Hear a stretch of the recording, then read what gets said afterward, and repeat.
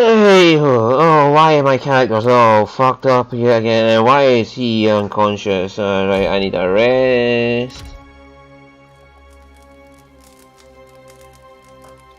Why is it whenever I turn from the video? That means that she's on chops. We'll need to have her AI. Oh, no. Yeah, they're fine. Okay, good.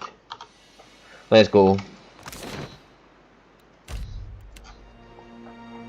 So we've got the Ravatai fleet here. We're going to tell them to fuck off. They must have followed in my wake.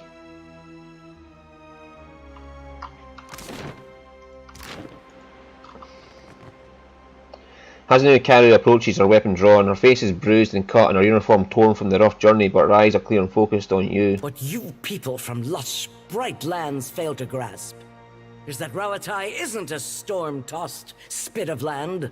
It's the Kith who stand together there.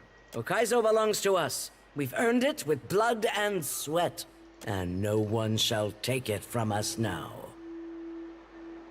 Why are we arguing this when Aeofus is destroying the cycle? I can't stop him. Neither can you. But I can give my country a chance at weathering what comes next. Rowataians! Defend Ukaizo! Okay, you want to be a bitch about this. Death take you! Right, shield up.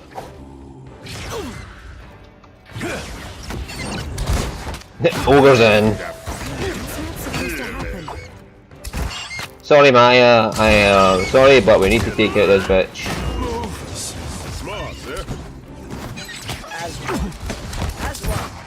Take him down! Get Karu out of the picture.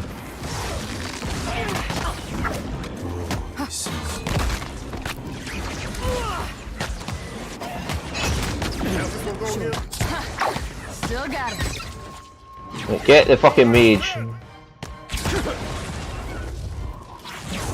Let's go. Oh, that gun hawk.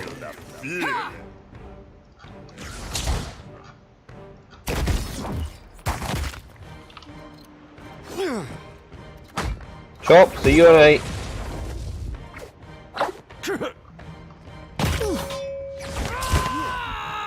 He's immobilized.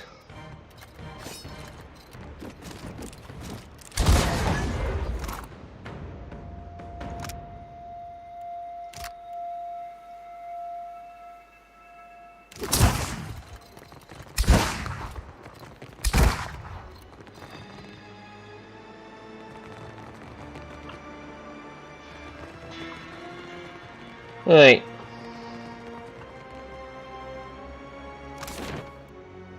Moiguef.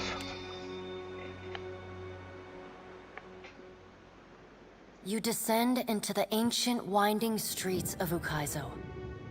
Battered by storms for thousands of years, the ruins bear the marks of their role as the lone witnesses of the god's great secret at the center of the city. The houses and boulevards are pierced by great spears of luminous Audra. There are no ashen bodies, no birds, no sign or sound of any life. But with every step, the rhythmic pounding in the distance draws nearer. Soon, you can feel the vibration traveling up your spine. Oh my god, look at the design of it. Or is that actual bodies in there? As you approach the center of the city, the weathered architecture gives way to more luminous Audra, piercing the ruins, eventually overtaking them entirely. Cresting the top of a fallen tower, you finally get a clear view of Aeofus. He stands, legs astride, next to a great stone monument ringed with 11 cavernous alcoves. All but 3 hold a gargantuan skeleton, bones scrubbed clean by the city's storms. An immense Anguithan machine floats above the monument, suspended by invisible energy emanating from a well of light beneath it. Great brass rings spin around a core of metal and Audra at the machine's center. Periodically, Aeofus's massive arms swing back, The movement alone is enough to draw great gusts of wind toward him. When they come down on the machine, the impacts are accompanied by eruptions of electricity, fire, and smoke. The hundreds of luminous Audra pillars across Ukaizo sympathetically dim in a rippling wave that spreads out from the machine. The only safe route to the god is a steep ascent along a monstrous pillar of luminous Audra.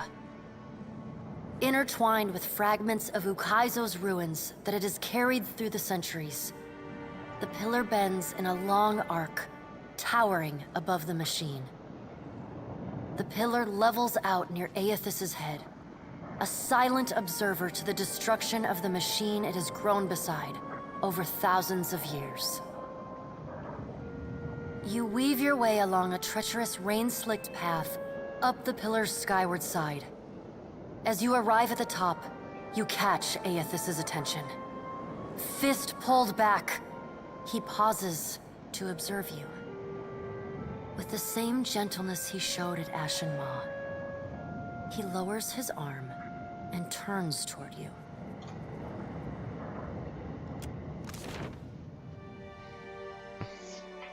Okay, to get another fucking scene like they did at Masher Maw, with Aethys's big head and an FMV in the background as we are standing there.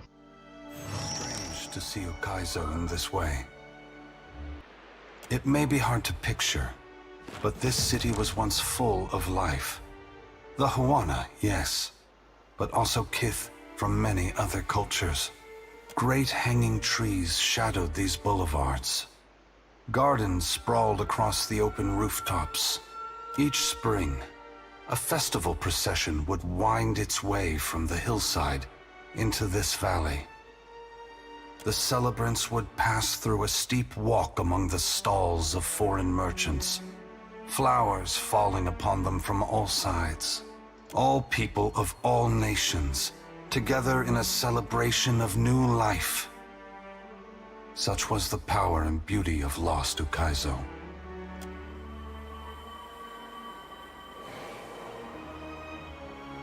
The soul of Wiseman separates out from the masses trailing your wake. He looks up at Aethys and clears his throat. Been a while, old friend. Widewin, I did not think to see you here. But few things go as expected when the Watcher is involved. We were a good team. Once. But this isn't what we fought for. Ain't you just burning the harvest because you planted the wrong seeds? An astute observation, old friend. Consider instead that I am giving the soil back to those who till it. Spring must always follow winter. As long as there are people committed to finding the other side of change, the agony will not last. But thank you for challenging me as you did in fairer times. I haven't forgotten the lesson we strove to impart. You're welcome, I suppose. Aethys shifts his attention back to you. This isn't right. You can't put this burden on us. You can't make the gods' problems our problems, our responsibility to fix. How can you have faith that what you're doing is good? You know how many people are going to suffer because of this. No matter how you spin this, you can't set it straight. Adair, I wish I could explain it to you. It breaks my heart that I cannot. But no matter how much you curse me, do not despair. The souls of this world will need people like you. Lights burning brightly in the darkness to come. Rawatai gave everything they had to reach this place. In the end, they fell short of hitting the mark. Ashamed, Maya winces and fights to hold Aethys' penetrating gaze. Will we ever have another chance to prosper? Or was this damn island our last hope? She sighs up at him and plants her hands on her hips as if voicing the concern released a long-held burden. Only you can answer that question, Maya. Rawatai has persevered through great adversity. The storms that ravaged your homeland have ended. But that in itself may present new challenges for your people. It is my hope that after I am gone, Rawatai will work together with its rivals to create a new world, instead of fighting over the ruins of the old. But what of you, Watcher? Why have you followed me? Have you come to bear witness to the breaking of the wheel? Mortals are going to need a head start on things to prevent the gods from re-establishing control, so you need to inspire them. I want you to go further in breaking the wheel. I want you to destroy it all, only to bear witness. I come to fight you. After you're gone, the gods will go to war with each other and with mortals, unless they have a strong leader.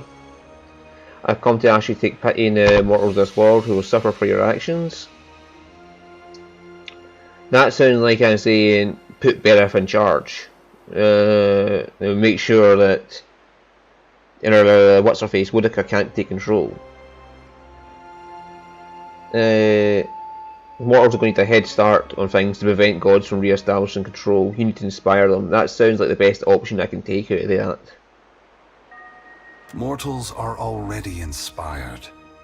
It is what has pushed them on for hundreds of generations to reach this point in time. Animancy is poised to go far beyond what we Ingwithans ever discovered. Why does Helia think I should lend more power to mortals?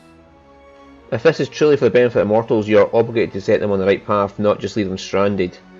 I want to ensure that the gods don't have the upper hand in the struggle to come, because I believe in Kith and believe in our potential to do good to this world. Yeah, because I believe in, I don't like the saying that you're obligated to do anything, and I am not going to reference the gods. So, because I believe in Kith and believe in our potential to do good in this world. As do I. From where should mortals draw their inspiration? They should look to the future. Their imagination and inventive spirit should guide them. They should take lessons from Rior's past, the rich history of their cultures. No, look to the future. Their imagination and inventive spirit should guide them. Very well, Watcher. I will ensure that mortals are inspired by my passing, that my power not be expended in vain. Indulge me in a moment's curiosity. There is something I wish to know about Eora, about Kith, that I can only learn through your eyes.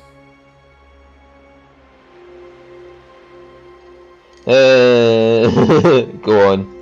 You followed me all this way, dodging an armada, navigating an impenetrable wall of storms, voyaging across uncharted seas, besting a guardian who existed to bar your trespass, with the machinations of gods echoing in your ears. And you did so on your own. That is no small achievement. Kith across Eora will hear the tale of it, and look to you with awe. I believe that mortals possess the strength to collaborate and shape a future of their own design. Not all of my brothers and sisters agree. I had hoped your actions would set an example for the future, demonstrating the resilience and ingenuity of mortals when they work together. Coming to Okaizo unencumbered by alliances proves a different point than the one I intended, but it is a valuable one all the same. What inspired your decision, Watcher? Did the choice echo your foundational beliefs, or were you influenced by observation?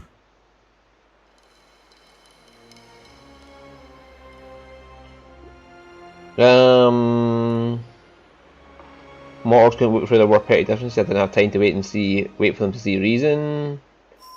That kind of goes against everything I just said to him. I didn't come to Deadfire set up. No, I work alone. That is just the way I work. I'm not saying where. So the work alone is probably the least douchey of all of them. I thank you for your perspective. Yours is not the only opinion that concerns me, but for the moment, it offers much to consider. Yeah, so I think Bereth was asking me for the power to lead the gods, which is why she came down to me at the end in a normal form instead of being towering over me. And I guess that's what I was asking him for when it referenced to give power to one god. All I ever wanted for mortals was growth, transformation. Once, my brothers and sisters shared this goal. Some have forgotten themselves, giving in to fatalism or tyranny. Others have succumbed to apathy. It brings me great sorrow that crisis is the only way to set the future in motion. Would that I could pass the responsibility of heralding your darkest hour to another. You shirked the aid of others and came this far alone. But I think you'll find that the future is built on trust, cooperation, and understanding among kith. Thanks for the lesson. And what happens next? I must attend to my final work now. I cannot delay any longer. You have carried a heavy burden across the Deadfire, Watcher. Before I go, I would rid you of it. No sooner has Aethys' words entered your mind than you hear one final dissonant ring of the chime within you, then silence. The knot that formed when the pallid night first addressed you in the beyond is now gone. You are free now. As free as any of us can be. Many will come to you for help in the years ahead. Animancers, priests, even the gods themselves. I have great hope for you. But always remember that your future is for you to decide. Use your freedom well. Aethys squares himself to the machine. As you move to a safe distance, he draws his fist back and resumes his assault. The blows rain down with increased fervor, but the machine perseveres in spite of his efforts. Spreading his arms wide, Aethys draws power from the luminous Audra clustered around the valley. The energy courses through his body, limbs overflowing with intense light and waves of heat. He returns to his task, each strike bringing with it the sound of cracking stone and twisting metal, the flickering of luminous Audra across Ukaizo. As the ancient machine finally begins to succumb to his strength, so too does Aethys' body, built to withstand the passage of thousands of years. The great Audra statue has finally been pushed beyond its limits. Cracks appear along the hands, then race up the arms. Aethys does not slow his assault, but continues unabated. Its brass rings twisted. The machine spins erratically but withstands the relentless barrage. Aethys stands astride it and pummels the base of the machine. Soul energy begins to flare out from the machine's heart, warping the air with the intense heat. Aethys drives his right fist into the machine's center, the core of metal and Audra. The god lets out a deafening shout, something between a cry of anguish and a roar of exultation. You see Aethys' arm shatter upward from his hand through his elbow.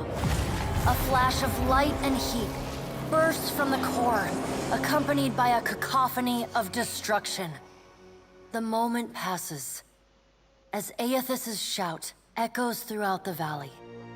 Your eyes begin to recover. The god's work is accomplished.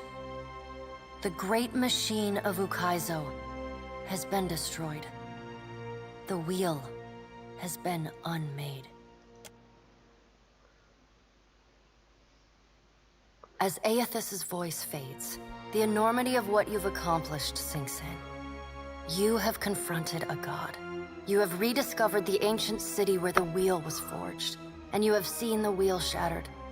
What comes next is uncertain, but already the legend spreads of the Watcher, who survived Andra's mortar and stood toe-to-toe with Aethys. On your recommendation, Aethys disperses his essence, and that of the thousands of souls within him, to centers of knowledge and learning around the world. Animancers, engineers, wizards, and scholars of all stripes make astounding breakthroughs in understanding and harnessing the phenomena that govern Eora. Oh, so that's basically Hylia, Abaddon, and WoW sided with in that case. So empowering Berath would have made her stronger to stand against Wodaka, but Kith might be able to stand against the gods on their own now, especially without the wheel to provide them with power. While some of these developments prove beneficial to Kith, others are decidedly less so. But such is the price of innovation. What remains to be seen is how, indeed whether, they will restore the cycle Aethys has broken. In reaching Ukaizo and facing Aethys, you have accomplished the impossible. And you have done it without the assistance of the great powers of Deadfire. Your feats capture the awe and imagination of a world that needs heroes more than ever. Some say your intervention prevented Aethys from a far worse act of destruction.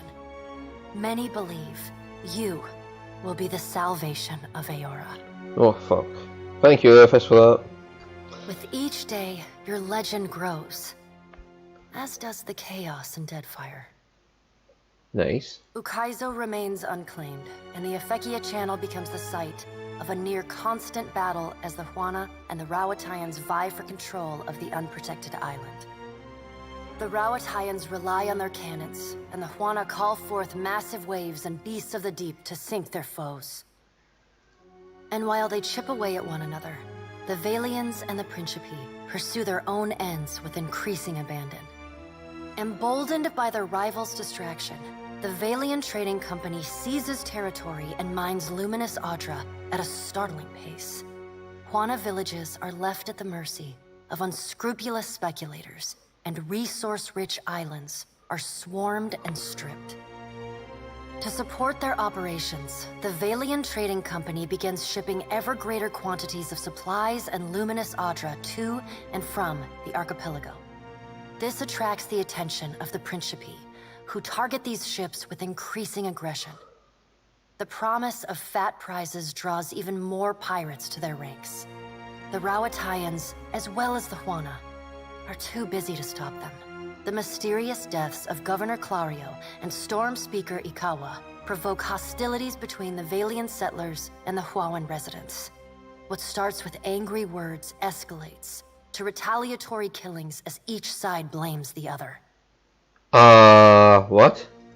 By the time anyone bothers to question the strange coincidences surrounding their deaths, including reports of a cloaked Omawi woman seen in both the port and the village, both sides have gone too far to turn back. Whoa, whoa, whoa, whoa, whoa, whoa, whoa. Whoa, whoa, a Maua woman in Port Magi. Is that the woman we delivered the missive to? Oh, fuck. As the balance of power changes in Deadfire, so too does Nekataka transform. I should have killed that woman then. With the major powers at one another's throats, Nekataka becomes a maelstrom of chaos. Spies and smugglers follow the flow of refugees into the city, where violence is commonplace. Ukaizo remains the coveted prize, and Nekataka fades into an afterthought. The Kahanga leadership takes responsibility for the welfare of the Raparu, and the Gullet starts to improve. What was once a den of crime, poverty, and illness slowly becomes a quiet haven for the Raparu. Well, at least it did something right. The loss of Skiarilifus's essence weakens the Water Shapers Guild. Their power wanes and their influence fades. The art of water shaping survives as an arcane curiosity. Your brief encounter with Letharn proves deeply influential for the children of the Dawnstars. Plagued with nightmares and haunted by the deaths at Hesango, Letharn begins questioning his faith in Aethys. At first, his fellow Dawnstars chide him, but that changes as word of Aethys's deeds at Ukaizo spreads. After all, what business have they worshipping a god who denied his own legitimacy? The faith of the children of the Dawnstars fades, but their commitment to the people of Deadfire does not. They continue feeding, healing, and helping the neediest, just as they have for decades. It is no longer a holy mission, but it is a mission all the same. Ruanu, the chieftain of the Huana at Tikawara, dies mysteriously. Yep, The tribe that's who finds his delivered body missives. washed up on the same beach where Anaharu challenged him to the trial of waves. Some blame Anaharu's vengeful spirit. Others see it as Ngati's final judgment. And a few speak of a strange man seen lingering Yep. in the village. That's what those missives I delivered were for then. The leaderless tribe eventually scatters. Some head to Nekataka, while others seek out the Wahaki.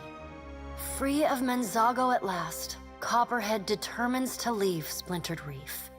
He and several fellow vessels cobble together a seaworthy ship from the wreckage of their island and set sail for brighter horizons.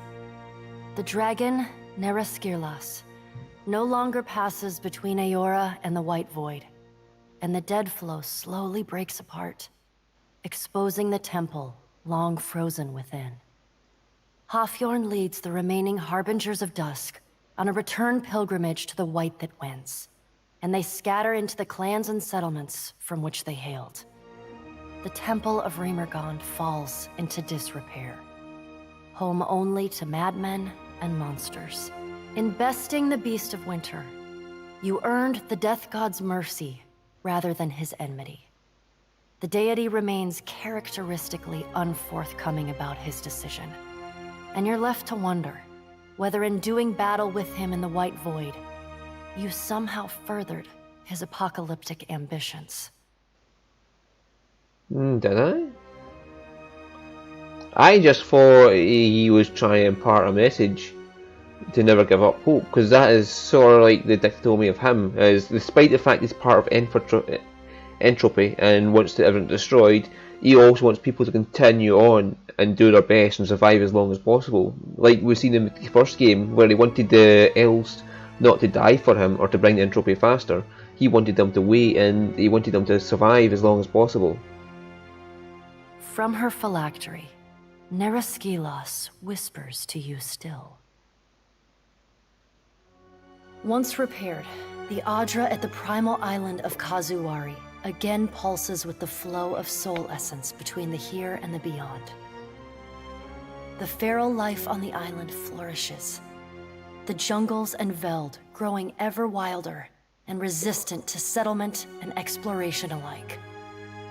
The soul of the Porakoa makes for a surprisingly competent replacement for Axika, Eroke, and Wahami as the faces of the hunt. The beast's spirit, little more than a fragment of Galawain, perfectly reflects the will of its divine master. The bloody trials continue, and the crucible survives. The Porakoa provides an ideal host for 3 of the most experienced hunters Aora has ever known. The beast grows inexorably, sacrificing coastal villagers and merchant crews alike to its insatiable hunger. Though numerous groups place bounties on the creature's head, its thick hide deflects every attempt on its life. A legendary sea monster is born. Oh, oops. I kinda gave Galawain what I wanted. Like the other souls following in your wake, Muatu eventually yearns to move on to the beyond and the wheel. Stymied by Aethys' actions, however, he settles on returning to Kazuwari, where he joins the choir of souls that echo throughout the Crucible. Hundreds of kith, and no small number of wilder and primordials, flee from the Black Isle, their minds a confused collection of inconsistent and contradictory memories. Each escapee bears knowledge that was once lost, and agents of the Hand Occult across Aora work tirelessly in the years that follow to hunt down and end these fugitives. They find far fewer than they hope. Released from their bondage to the Sightless Eye, the Vithrak of the Halls Obscured abandon the Black Isle and resettle in the deepest and darkest recesses of the ruins beneath Nekataka. Sisak and his colony remain secretive and isolated, however, rarely interacting with those kith crawling about in the sunlight above. Encouraged by her arcane successes, Bakarna returns to her observatory to continue her studies of the celestial spheres. In time, her colleagues in the Circle of Archmagi come to accept her among their number. She takes on apprentices, and they trumpet her praises as both a brilliant innovator and nurturing pedagogue. Slain by your hand, the Titan of Wal poses little further threat to Aora. As the corpse decays, it putrefies into a massive nest of hungry fungal monstrosities. Vessels that anchor off the shores of the Black Isles tend to go missing, only to turn up shipwrecked months or even years later against distant shores. With time, the body collapses upon itself, and the Black Isles finally implode. Though your adventures alter the destiny of Aora and the balance of power in Deadfire, they also leave a lasting mark on those who travel at your side. Your companions find themselves changed, in ways both big and small. Adair returns to Hisongo, where he reunites with Byrne, the son of his former lover, Alava. The boy takes heart in Adair's account that Aethys and all the other gods were false, petty, and unworthy of the love of Kith. Realizing how close he came to dying for this cause, Byrne finds renewed purpose in working alongside his uncle to repair the many scars left upon Deadfire by the gods. Under Adair's guidance, Byrne grows into the kind of irreverent, stubborn hothead that would have made his mother proud. And Adair visits her gravesite, often to tell her so. Well done, Adair. Oh, happy for you there. Shodi is not a priestess who understands the meaning of subtlety. As such, she makes her girlish crush on Adair painfully obvious from the moment she first sets eyes on the strapping fighter. Early in your travels, Adair appears discomforted by her persistent flirting. He often grimaces when she sidles up to him, and he takes endless pains to keep their conversations terse and to the point.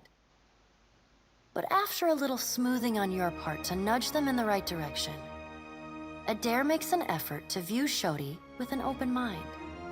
And Shodi begins teasing the veteran fighter in a more companionable and less amorous manner. After saving each other's hides a couple times and sharing more than a few laughs, the two form an easy, and you suspect, lifelong friendship. Oh. Seemingly lit with an inner glow, Shodi takes to a new life of mission work with gusto. She still is committed to shepherding souls forgone, but having realigned her goals with that of her fellow Dawn Stars, she now endeavors to help the living as much as the dead. As you travel the Deadfire, you find her sleeping better and laughing more often. When the time comes for her to return to her temple in Neketaka, it's with a clear wistfulness and much lip-biting on her part. She leaves you with her sickle and a hastily scrawled note. It reads, "A keepsake from a path once walked. Remember me, Watcher, for I will forever dream of you." If Aloth has learned one thing from your adventures, it is that the forces shaping the world are vaster and more complex than he had ever imagined. And they are far beyond anyone's power to control. Thus, it is with great relief that he abandons his labors against the Leaden Key. Without Theus at the helm, it will crumble in its own time.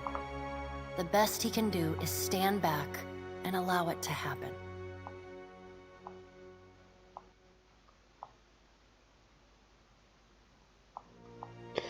You let Rimaro go, and the former pirate ostensibly set sail for the trade lanes of the Eastern Reach, the Edier Empire, Old Valia, and the Republics. For the remainder of your time together, Seraphin seems, if not exactly happy, at least contented with the outcome of your confrontation with his former mentor at Sayuka.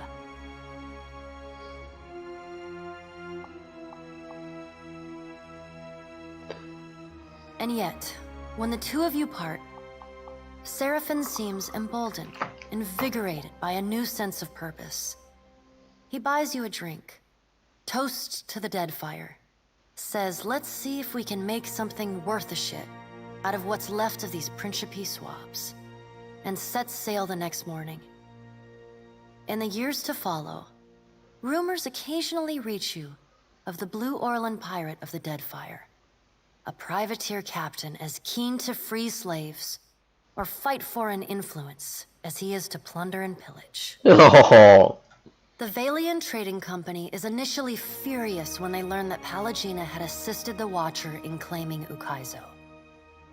In the chaotic aftermath, the company takes a more nuanced view of Pallegina's actions. The turmoil in the region allows the well-organized company to seize a number of valuable assets from their competitors. Though Pallegina is not rewarded for her actions, nor is she punished, the Dukes and Songreta agree to forget her support of the Watcher. She is quietly reassigned to duty in the Valian Republics, an order she gladly obeys. So she got a decent ending out of it. Well done, Pallegina. As long as you're happy with your ending.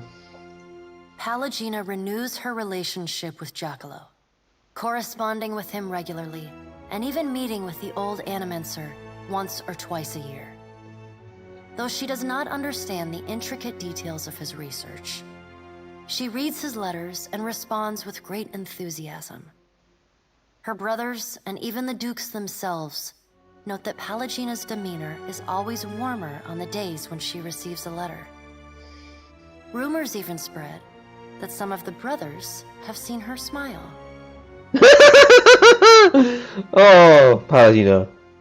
Oh well, you got an ending you enjoyed. It might not be the best ending, but you enjoyed your ending, so good on Time you. away from the Navy gives Maya Rua some perspective on how Rawatai conducted the Deadfire occupation. No sooner does she return to active duty than she voices her frustrations over some of the more underhanded tactics she witnessed and carried out in the name of the homeland. Her voice carries all the way to the Ranganui, who reminds his admirals that battles are won by superior tactics, but war is a battle of precedent, and winning is not always a victory. The people listen. Yeah. Though Maya's covert assignment in the Deadfire is considered a success, few claim knowledge of it or openly congratulate her. She receives no praise beyond knowing glances or the occasional raised tankard from her countrymen.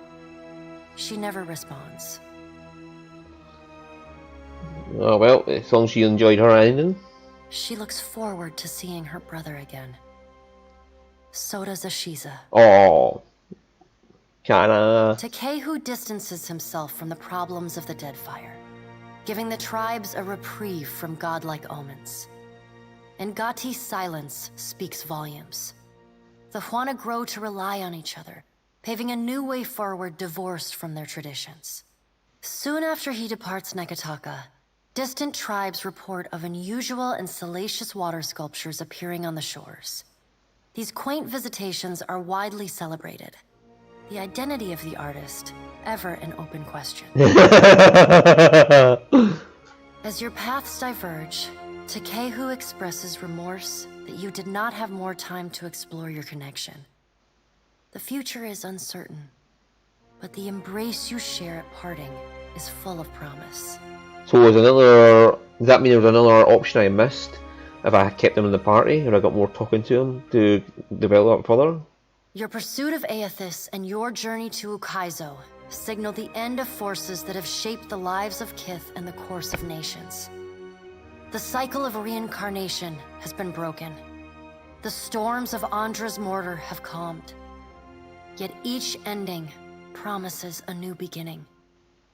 As the sun rises over Ukaizo, Kith turn their gaze eastward, wondering at what lies beyond, and at the world they will fashion for themselves. As the Watcher of Cadnua and the former Herald of Bareth, you return to your ship and begin the long journey home. You hope for calm weather. Is my ship a ghost ship?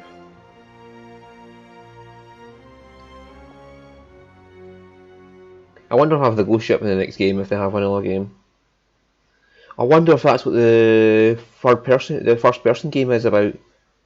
Is the first person game set after this, and the conflict where Wonica is trying to take control of the gods? Is that why they still got over there?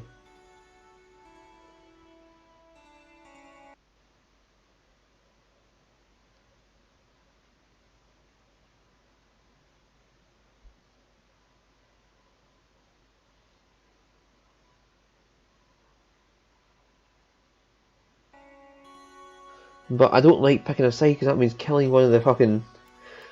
or losing two of my companions. So no, I do not like the option of picking a side because I had to lose a companion to do it. If I was not going to lose my companions for that, I might have picked a side. So there was no real option there to take Telephus. Well, I didn't pick a side because I didn't want one of my companions to walk off on me.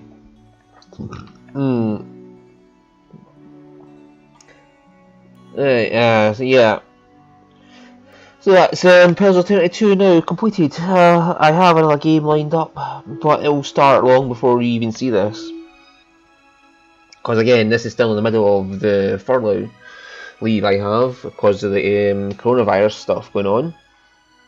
Holy shit, man. So I will be starting Horizon Zero Dawn next, but that will come out 6 weeks after I do the first recording, so you can track what day it is the day. This is actually, funny enough, this should be about when the first episode comes out of Pillars of Eternity 2. The first episode of Pillars of Eternity 2 should be coming out the week this is recorded, or the week after. So yeah, that tells you something. 132 episodes ahead is what I am in this playthrough. Yeah, so I enjoyed the game overall. The Forgotten Sanctum, this fucker here was just not balanced right. He is an asshole. I had to use the optimal party to beat him, and I had to use the overpowered fucking Eldrin.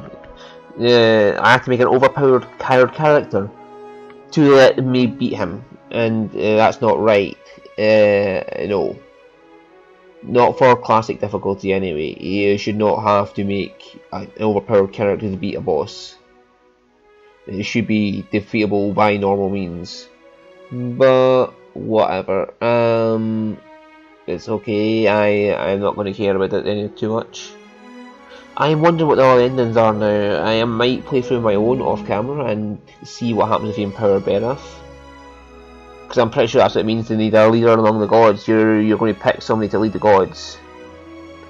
Or it might not be Berath, you might have been trying to pick Wodaka, so whatever. That might be what it was. You might have been picking Wodaka or Berath. Or you might even pick another god altogether and say let Hylia lead or whatever. Hylia is misguided in my opinion. Like in the first game, Return the Souls to the Hollowborn, no, that's misguided. Because if you did, half of them are down wells, and so they'll be waking up down a well, surrounded by fucking who knows what. And yeah, you wouldn't be saving a lot of them, a lot of them would just die. So it was better to send it back to the wheel.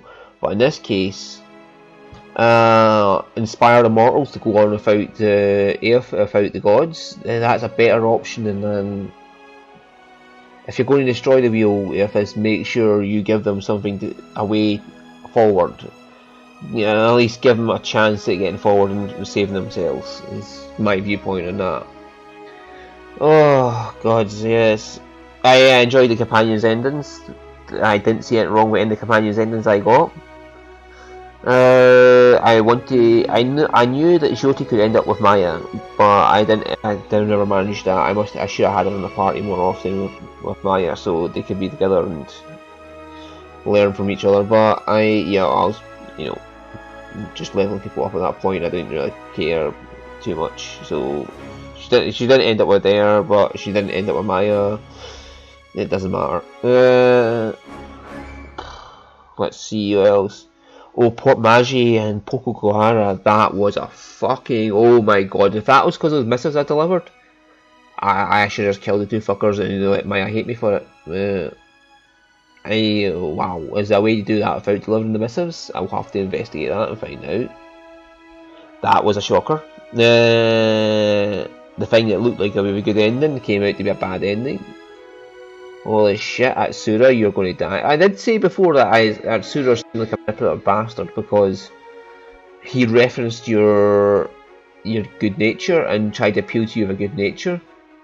But I'm pretty sure if you had a bad nature, you'll do the same as well, or try and appeal to that. So yeah, he's an asshole. He deserved to die. Hazanui Kao, Karu though, oh god, her turn up at the end. I wish you could have just talked her down, but no. I wish there was an option to say, look over there, do you not see Aethys' flaming ass as he's smashing the wheel?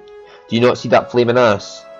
That is an ass to behold. Now, you just sit there and look at that flaming ass, and I'll hope and talk him down. That is the option you need to say to her at that point.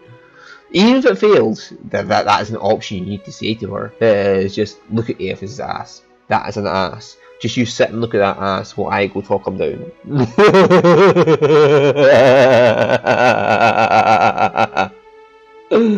Oh god.